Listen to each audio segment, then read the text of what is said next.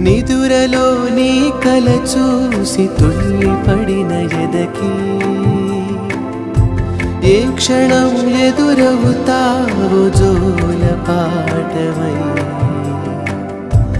ఆకలని అడగక ముందే నోటి ముద్ద నువ్వై